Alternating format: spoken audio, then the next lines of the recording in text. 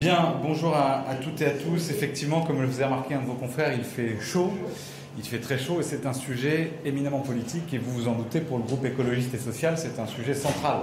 Pas parce que nous serions devenus une forme de Alain Gillot-Pétré des temps modernes commentant la carte météorologique, mais parce que nous considérons qu'il y a là une impréparation du gouvernement, qu'il y a là la démonstration de la réalité du réchauffement climatique et un rappel tragique, parce que je le rappelle et je transmets ici toutes les consignes de précaution et de prudence qui ont été adressées par les autorités, parce qu'il y a aujourd'hui une situation terrible. Terrible dans des établissements scolaires, terrible dans des EHPAD, terrible dans les services publics, terrible dans les transports, terrible dans la rue, terrible dans les passoires thermiques que sont aujourd'hui beaucoup de nos logements, notamment dans nos quartiers populaires. Moi, je me faisais la remarque ce matin en partant que mon petit bonhomme qui a 7 mois aujourd'hui vivait sa première canicule. Et malheureusement, là où moi j'ai dû attendre 2003 et à l'âge de 13 ans pour vivre ma première, lui il va vivre à répétition des épisodes de cette nature qui font désormais partie de notre quotidien, et plus simplement en juillet-août, mais on le voit dès la fin du mois de juin, puisque ça a commencé hier et même plus tôt. Nous voyons donc là la nécessité, l'impérieuse nécessité, et c'est ce que nous allons essayer de rappeler dans nos prises de parole différentes ces prochains jours jusqu'à la fin de la session parlementaire, l'impérieuse nécessité d'engager une transformation radicale écologique. La nécessité de protéger aujourd'hui les Françaises et les Français. La question climatique est un enjeu de sécurité nationale, est un enjeu sanitaire. Et nous alertons sur l'inconséquence de l'impréparation du gouvernement qui s'est réveillé hier ou avant-hier.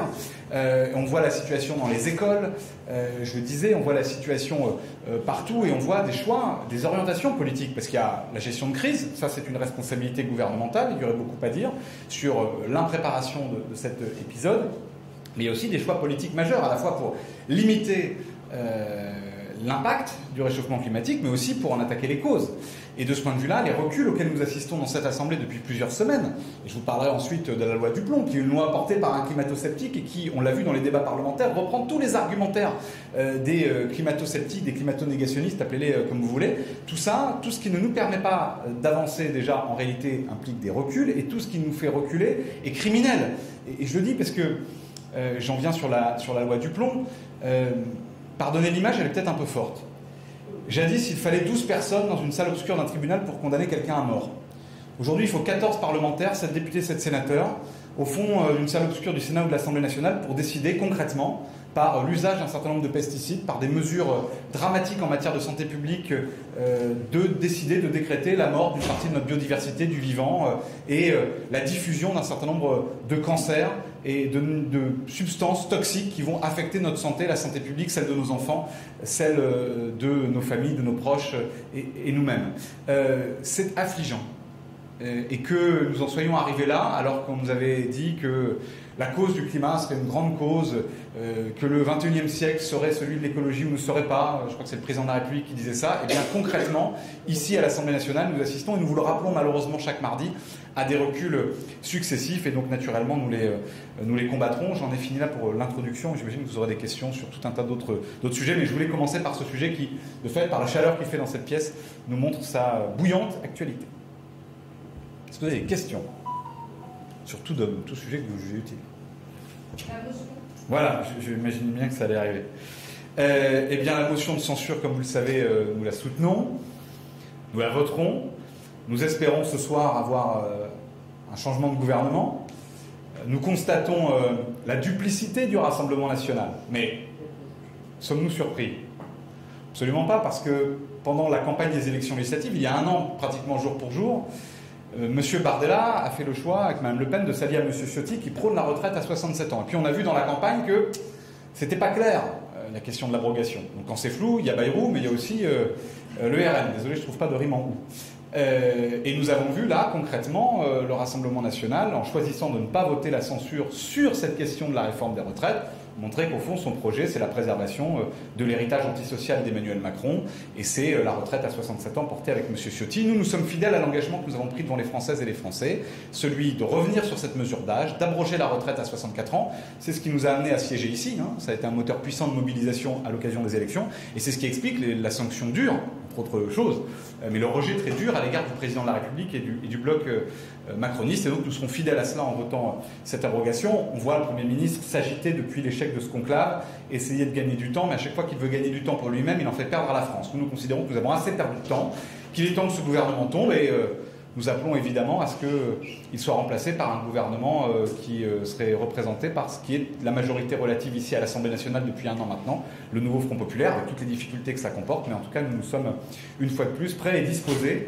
à gouverner le pays pour affronter l'urgence écologique, on en parlait il y a un instant, pour abroger la réforme de la retraite à 64 ans, pour protéger les Françaises et les Français en réparant les dégâts de 10 ans de macronisme et en les préservant d'une politique bien souvent inspirée par les thèmes et les termes de l'extrême droite dans la bouche et dans la voix de M. Retailleau et de M. Darmanin, et nous ne pouvons plus supporter cela.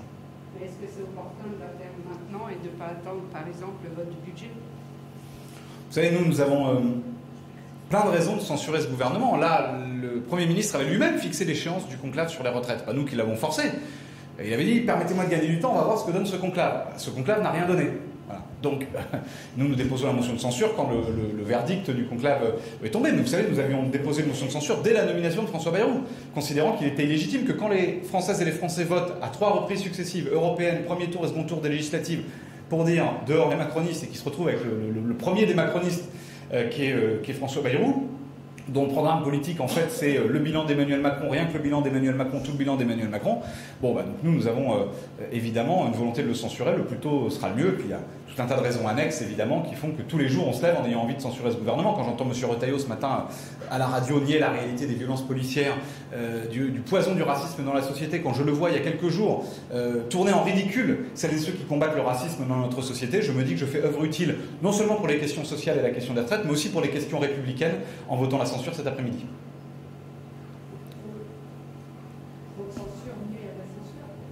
Je ne sais pas si trop de censure nuit à la censure, trop de Bayrou nuit à la France. Trop de préservation de la politique macroniste. Chaque jour qui passe pendant lequel on maintient une politique qui a été rejetée par les Français est un jour qui abîme la démocratie. Chaque jour qui passe avec une politique d'austérité antisociale, de préservation de la réforme des retraites, de la réforme de l'assurance chômage, de la réforme des droits pour les allocataires du RSA, abîme notre contrat social, est un jour perdu pour les droits sociaux des Français, pour leur protection, pour l'égalité et la solidarité. Chaque jour passé avec M. Retailleau, place Beauvau, qui reprend les slogans de l'extrême droite, allant jusqu'à crier devant une salle fanatisée « à bas le voile », est un jour perdu pour les valeurs républicaines et un jour perdu pour ce qui fonde l'identité de notre nation. Donc nous considérons que ce ne sont pas les censures qui sont en nombre excessif, c'est les jours pendant lesquels ce gouvernement est aux responsabilités. Alors, bonjour. Un sommet sur la Nouvelle-Calédonie va commencer demain, durant 4 jours. Vous en pensez quoi? Est-ce que vous avez vu d'ailleurs le déroulement? Non, j'ai pas vu le déroulement exact. Moi, j'ai échangé avec mon collègue Arthur Delaporte. Même souvent admis qu'on se ressemble beaucoup, mais nous sommes 2 personnes distinctes. Je dis pour les erreurs qui pourraient venir après. Nous avons échangé parce qu'il s'y rend lui en mission, et donc évidemment nous avons prévu d'échanger après son passage là-bas. Nous avons une position qui a toujours été constante, et nous regrettons de ce point de vue-là l'action du gouvernement, du président de la République, des gouvernements précédents, qui ont mis de l'huile sur le feu, qui ont créé une situation de tension, là où jusque-là il y avait une capacité à dialoguer, à faire vivre le dialogue. Il est bien loin le temps de Michel Rocard. Donc Arthur Delaporte se rend où? Parlez de où? En Nouvelle-Calédonie ou au sommet? Je ne vais pas parler à sa place. Non, il a suivi ce dossier, il était rapporteur sur le texte. Oui, je sais. Et donc nous avons prévu d'échanger régulièrement sur ce sujet. En l'occurrence, vous me parlez du sommet. Nous appelons, je reviens à votre question, j'ai un peu divagué en parlant de mes cafés avec les uns et les autres, mais c'est pour montrer que le nouveau Front populaire, on travaille tous ensemble. Vous savez, contrairement à ce qui peut se raconter parfois, ce que je peux vous dire, c'est que nous, notre position et nos demandes à l'égard du gouvernement et du président de la République au début de ce sommet sont toujours les mêmes. Le dialogue, le respect, et arrêter de vouloir mettre de l'huile sur le feu et de céder aux pulsions les plus extrémistes qui peuvent exister, notamment chez M. Metzdorf ou d'autres ici. Sur la loi Paris 2016, Ouais. sur la loi de l'ORTF, qu'est-ce que vous souhaitez? Alors, d'abord, vous faites référence à 2 lois très fortement portées par Mme Dati. Moi, je souhaite que Mme Dati passe plus de temps dans le cabinet de son avocat à préparer sa défense dans les multiples affaires qui la concernent, ou à prendre des cours de self-control pour éviter d'insulter des journalistes, plutôt qu'à être au banc du gouvernement. Par ailleurs, je serais François Bayrou, je me dirais que peut-être il n'est pas bon de garder une ministre qui accumule autant d'échecs, autant de casseroles, autant d'affaires, autant de controverses et qui suscite autant de brutalité. Vous voyez ce qui s'est passé sur un plateau de télévision il n'y a pas longtemps. La défaite de Rachida Dati hier est une excellente nouvelle. Pas simplement d'un point de vue politique parce que nous sommes heureux de faire perdre ce gouvernement, mais parce que la réforme qu'elle portait était une réforme de démantèlement de l'audiovisuel public et que nous sommes attachés au service public de l'audiovisuel. De ce point de vue-là, le vote de la motion de rejet est un point d'appui et une source de fierté pour nous. Nous l'avons présenté par la voix de Sophie Taillé-Polian, nous l'avons voté, nous avons noté l'absence de mobilisation du bloc macroniste. Ça en dit long aussi sur leur état. Je ne veux même pas dire leur état d'esprit, sur leur état tout court, leur incapacité à se mobiliser. Et soit pour certains, ça veut dire, je l'espère, une gêne sur ce projet, soit pour d'autres, ça veut dire tout simplement qu'ils sont dans une forme de démission silencieuse et qu'ils ne considèrent plus utile de participer aux batailles politiques ici, y compris pour soutenir le gouvernement illégitime qu'ils ont eux-mêmes mis en place. Bon, donc en tout cas, moi, si vous me demandez clairement, je souhaite que Mme Dati fasse autre chose que d'être ministre de la République, qu'elle cumule par ailleurs avec ses fonctions de maire du 7e arrondissement.